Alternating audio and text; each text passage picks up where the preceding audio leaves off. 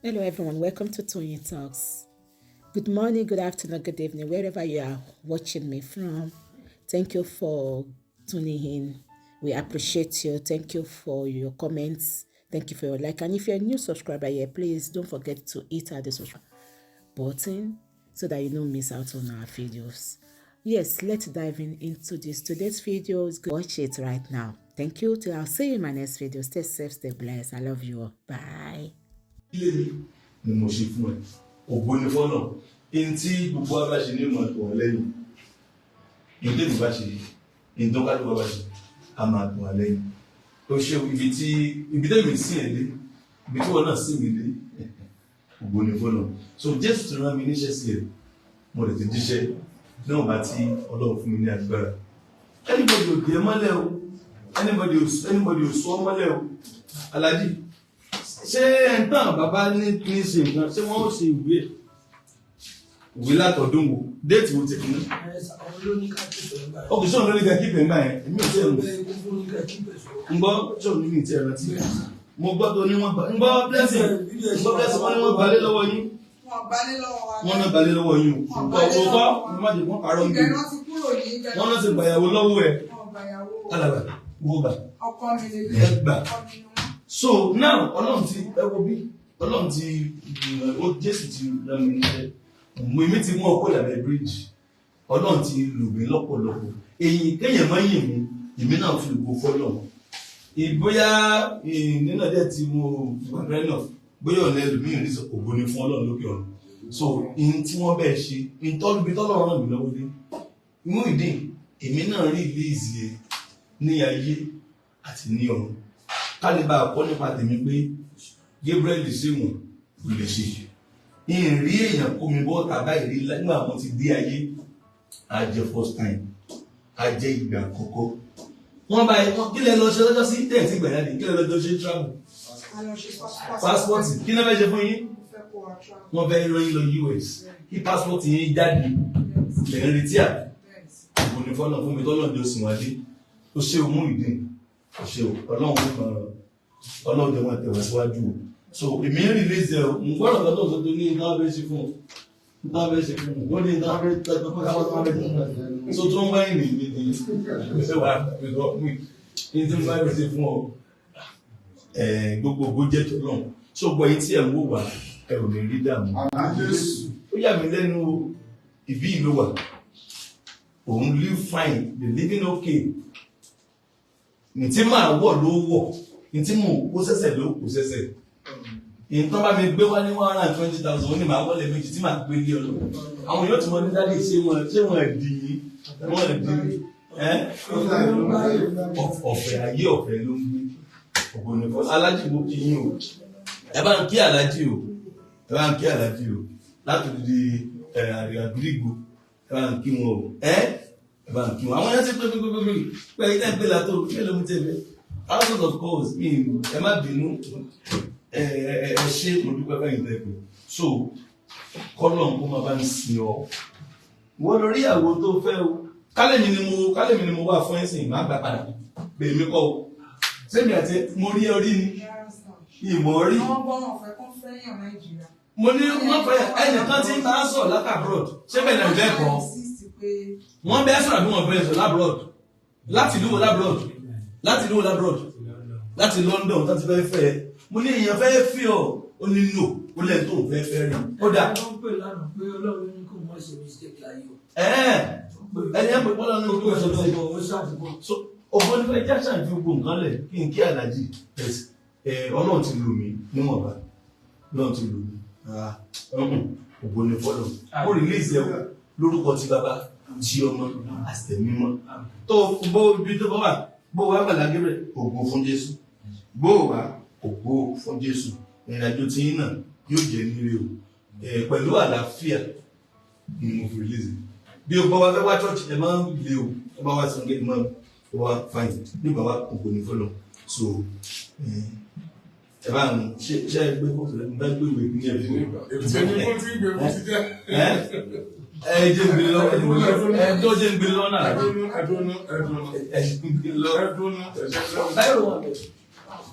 máa gbọ́ láti ìgbé náà Yorùbá ní gbàmígbàmí léèyàn gbà àìgbà mẹ́sẹ̀ mi o. Wọ́n tún ní kí n bẹ pásítọ̀ sí. Bóyá mo ti pásítọ̀ sọ̀rọ̀ bóyá kò tẹ́ méjì lọ́rùn tó jẹ́ kó kàn gbà fún náà pé wọ́n náà ṣe sọ̀rọ̀ àwọn ọmọ ìjọ sọ̀rọ̀.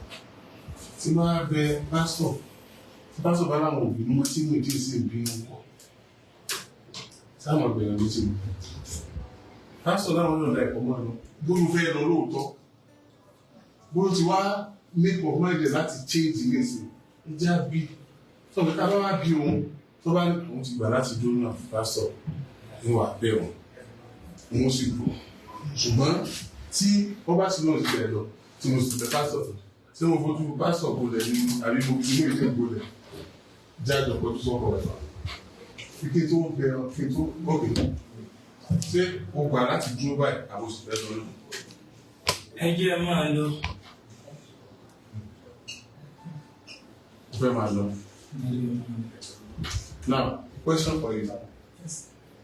Tí mo dé bá lọ, are you staying behind or you are going with him? Ó dúró àbẹ̀jọ́. Ilé pẹ̀lú kò sí fẹ́ kán dúró. Ọwọ́ ìgbà tó wà nígbà ayé wọn yí padà. Ọmọ tó tó wà. Sá ìgbà tẹ́mi fẹ́ wọn tí wọ́n wà pẹ̀lú àwọn kiri àti wọn change. Ìgbà tó wà pẹ̀lú kúrò dájú ló fẹ́ sọ. Bẹ́ẹ̀ tó ń join wọn tí wọ́n marry èmi.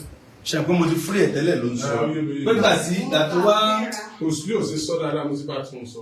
Ìgbà tí a fẹ́ra wa sílé tó ń bá wọn rìn gẹ́gẹ́ bí ó tó kọ́ tọ́jú wọn ṣiṣẹ́ tó travel tọ́jú wọn ṣe. Inú wọn gan máa ń dùn. This is another person.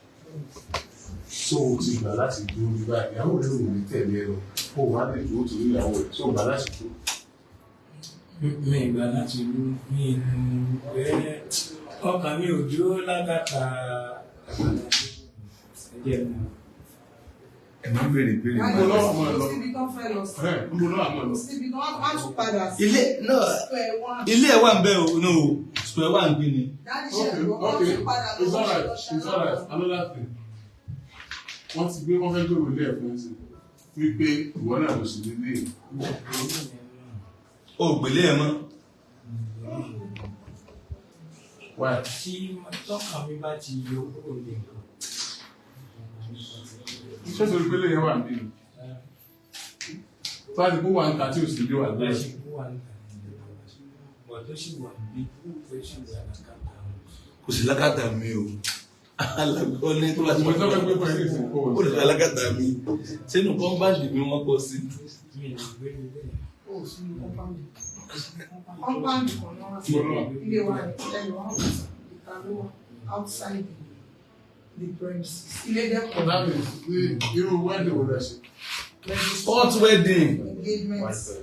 hot wedding gidi wedding olóògbà sorry uncle sorry. So why are you pretending that you love him? I love him so much, sir. I'm not pretending. And if he leaves, you stay. Sir, If I he don't leaves, want you him stay to back. leave. Because if he leaves, he will go around to be doing so many things that is against God. Fine. I want him to stay. But if he leaves, you stay. Sir, If he leaves, you I stay. don't want him to leave. Sir, You have not answered my question.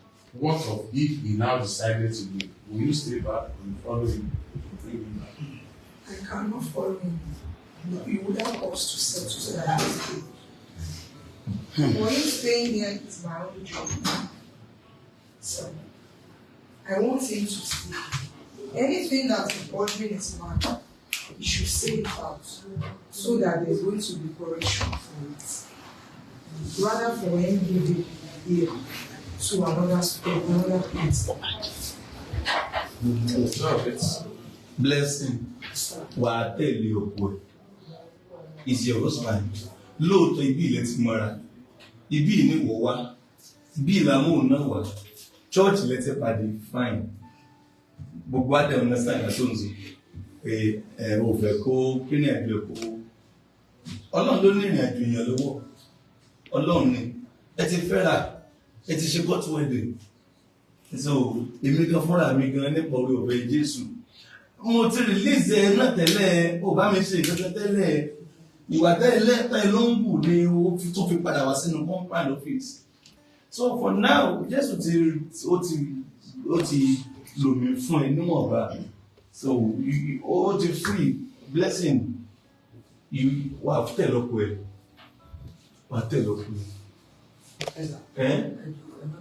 Láàrin ayé láti pẹ̀lú àkọ́kọ́ láì tó ṣe láàárọ̀ torí ìyàwó ẹ̀ ní ìsìnkú ìmú fẹ́ tẹ̀lé kọ́ má jẹ́ pé láì tó ṣe láàárọ̀ Tí mo ló ṣe láì àwọn èèyàn máa sọ pé nǹkan tó sọ ó ní ẹ̀báyàwó òṣùgbà ó lẹ̀ ń báyàwó òṣùgbà ọgbà níyàwó ẹ̀ ló kó lọ sí ẹ bá fi sọ àwọn èèyàn ló ń gbọ́ yìí wọ́n ní ìdí tí ó fi ṣe láìpẹ́ níyàwó ẹ̀ ṣe ló ń mú un lọ so ẹ já clarify bẹ̀ ẹbí ó ṣe láìpẹ́ láàárọ̀ ṣàpè pé bó dìjà làwọn sùn mọ́jú gbogbo tó lọ pátá wíwí gbà yìí ẹbí àbí tó ṣe láìpẹ́ tó ṣe láàárọ̀ yìí tó ní dájú ìbáyàwó ẹ̀ ṣe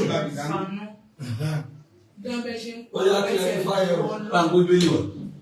Pàǹgbé bílí wà dáadáa. ó ní dájú ìbáyàwó sọ̀rọ̀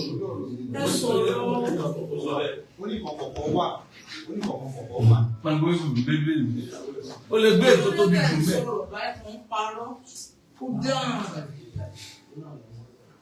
Gbà àǹtí kí lélẹ̀? Ẹ̀yà gbà. Iná alájì. Alájì rárá. No, alájì. Ẹjọ́ kan. You can just judge on your own case. Relax. Relax. Mú ìdí nì. Relax. Lẹ́nu oṣù mélòó. Relax. Níwọ̀n tó ṣùgbà tó ní ìyàwó ẹ̀ ní fibroid. Relax. Tó ní ìyàwó ẹ̀ ní fibroid pé bẹ́ẹ̀ ṣe sáré lọ ṣe pé kó má bàa dàgbà. Àtàlítà nọ́mbà sọ ọ́. Pé sọ́rí pé kí n máa sọ o. Kí lè ṣe fẹ́ ṣe? No. Ẹ̀gbọ́n mi. Mú ìdí ni alájí mú ń bọ̀. Mú ìdí ni. Pastor. Relax. Alájí wàhálà wà o. Should be little you. Don't have to run. The leader is meant to zero, olójú òtọ́. Muideen said something. That tí ìyàwó bá wá rìpọ́ọ̀tì òun fún yín, ẹ nígbàgbọ́ ló tó sọ ju tó ń sọ lọ. Ṣé mo di? Ẹ máa gbọ́. Nínú ọ̀rọ̀ tẹ́ sọ́ọ̀sì, ìdílé fẹ́ sọ fún mi. It's obvious. Muideen fẹ́ ẹ̀ẹ́dẹ̀gbẹ́sẹ̀ gbé pé ìtẹ̀ àti tìyàwó ẹ̀gbọ́n.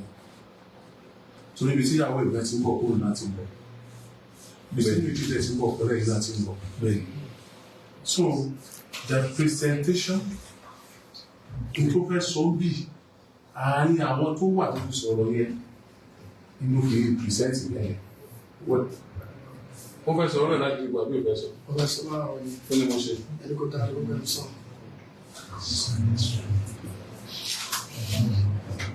Ta ló wà mẹ́ àbí? Yes, sir. Wọ́n fẹ́ sọ̀rọ̀ láti gbogbo àbí òfẹ́ sọ. Bẹ́ẹ̀ ni, sir. Kí ni mo ṣe? Ẹni kò sọ.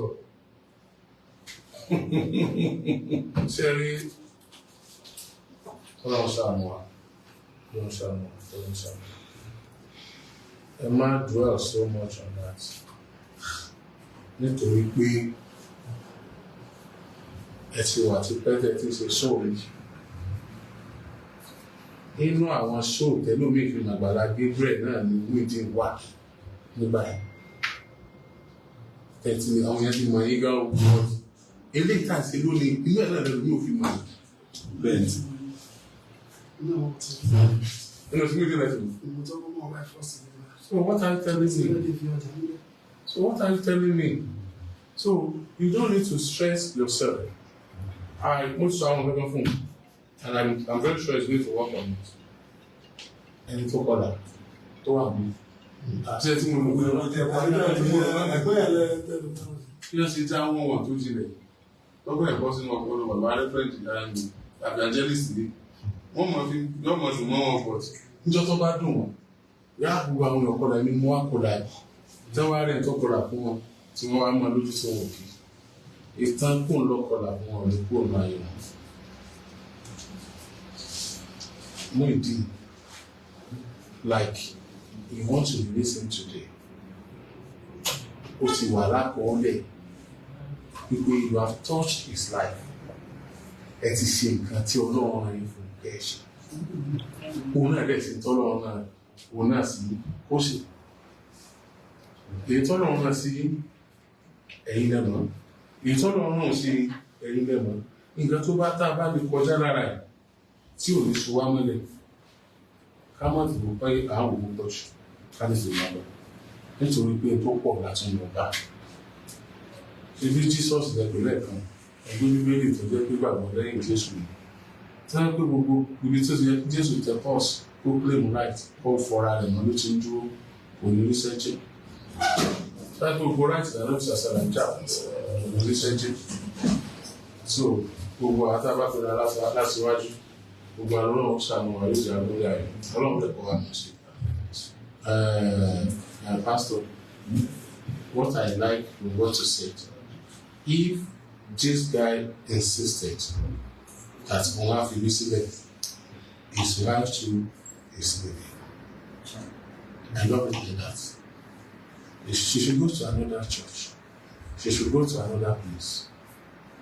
Torí pé kò sọ pé ìgbé ayé yìí ló wo òun nígbà tó ń fẹ́ òbí rẹ̀ fún ìgbé ayé rẹ̀ wo òun.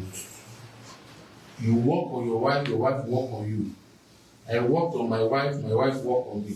Let her go and work on her husband. Ó tèmẹ̀ sí bó fẹ́ lọ́nà táyé ẹ̀sìn. Ó lè jẹ́ pé ìfẹ́ rẹ̀ lẹ́gbẹ̀ẹ́ ní òtáyé ọ̀pọ̀ ìsìn pàdé ìpadà. Àbí nǹkan mi. Let her continue from there. He should not stay behind. God bless you. Amen. And the souls. Gbogbo ọba ti bá sọ pé bí a mo dẹ́tò ní. Wọ́n padà bẹ́ẹ̀ wọn. Ìbádá alájí. Àwọn gbé báyìí kù ajáre ẹgbẹ́ padà bẹ́ẹ̀ sí bí. Muyideen ni. Ó ní Muyideen àtàlájú. Let me tell you, even after leaving this place, it's all my journey. Yóò pè rẹ̀ bẹ́ẹ̀. Àwọn yóò máa pè bẹ́ẹ̀. Èyí ló pè rẹ̀ náà. Ó pàtàkì mi náà, ó kì í àti bọ́tà. Àwọn olùsọ̀rọ̀.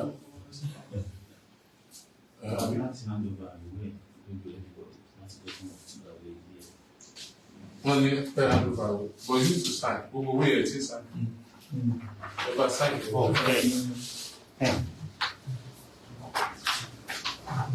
Máa gbélé ẹ̀ àgbélé ẹ̀ kọ́pì ló ń bọ̀ mí. Kọ́pì ló ń bọ̀ mí. Just a minute, put my sign. Alájí ni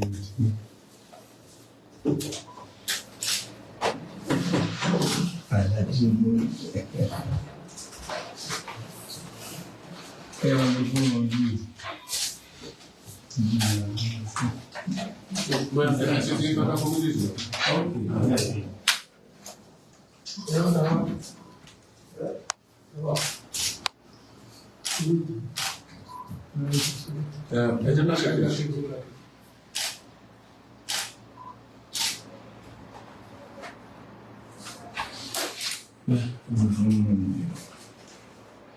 Alájí Muyideen. Okay, sorry, Emily.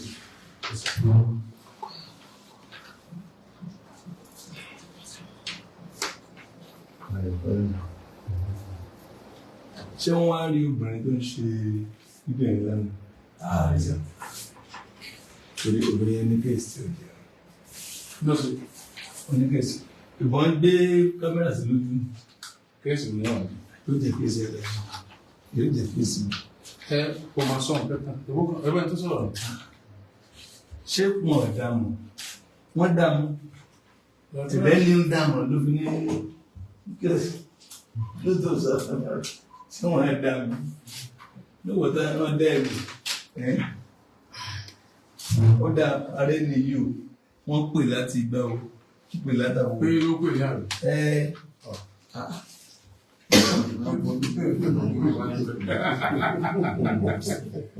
Okay, ojú ọ̀nà sáyẹn.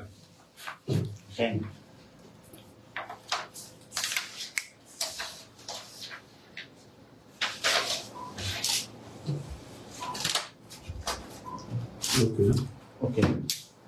Sorry.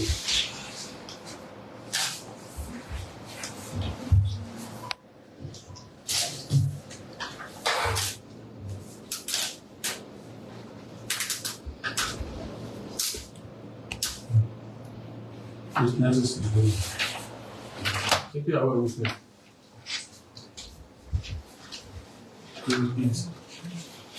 Yeah, one side. Oh, I got the one side. Better one.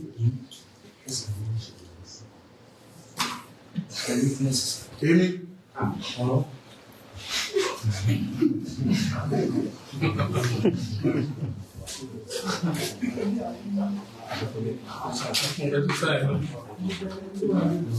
Ẹ máa sign witness ẹ̀ náà.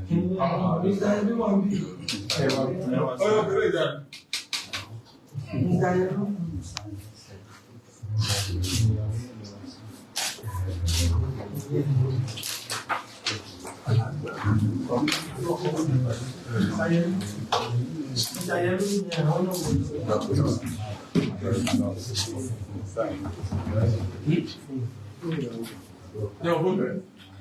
Vou ver. Tienda. Tunaweza kuelezea au kuelezea. Kí ló tó wọ́n ṣọ́ọ̀bù fún kí ló tó rò ra fóònù odidi ṣọ́ọ̀bù bíi 1 million francs kí ló tó ra fóònù kan tó dáwọ́ lórí ẹ̀ fẹ́ kọ́ ra fóònù fún ẹ kò sọjà kò sọjà kò sọjà. Ẹjọ́ sí ìṣẹ́jọ́ kan kẹjọ fún ẹjọ́ máa ṣe ẹ̀fọ́.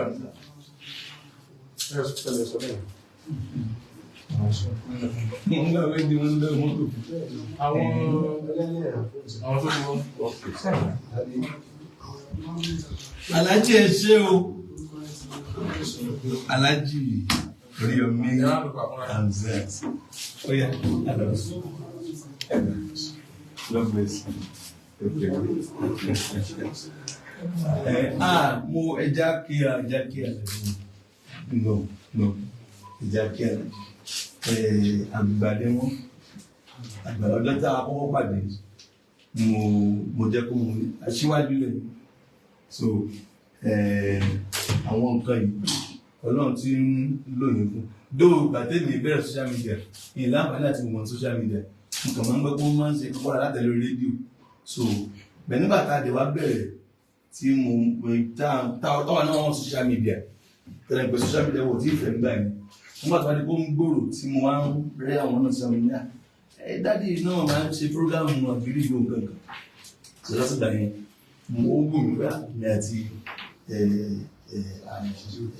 bàbá wa apàdé so mo rántí nígbà yẹn tí Ọlọ́run lè ká that was last year a lọ ṣe program ní rédíò wọn pàdé nípa ọ̀rọ̀ Jésù so inú mi dẹ̀ wá dùn pé ó tún máa jẹ́ ìgbà kejì lénìí tí a tún máa pàdé kì í ṣe fún ikú kì í ṣe fún àrùn kì í ṣe fún ìbànújẹ́ kì í ṣe fún ìrìnàdè ọ̀dọ̀ wọn àgídìgbò náà pé mo ìdè náà bá tán rí so inú mi dẹ̀ dùn pé gẹ́gẹ́ bí àgbà wọn nínú irú mi gbọ́dọ̀ wọ kí nǹkan báyìí kó wọ́ kí ló ṣẹlẹ̀ á tanná sí wọ́n lè wà bí nípa àlàáfíà Àgbàlá Gabriel kí ló ṣẹlẹ̀ so Àgbàlá Gabriel live and direct Àgbàlá Gabriel tí mo so èmi náà wá ṣe thank you ní Àgídìgbò Aláàjì bẹ́ẹ̀ tí mo wá fún mi mọ́ ti àlejò tí ò jẹun wá láti lọ àná wọ́n tó ti ṣe rédíò náà tí mo kàn wọ́n gbígbé rí o. rédíò tọ̀ kí n ṣe mi ṣe rédíò tọ̀ Christian àlàyé ń gbọ́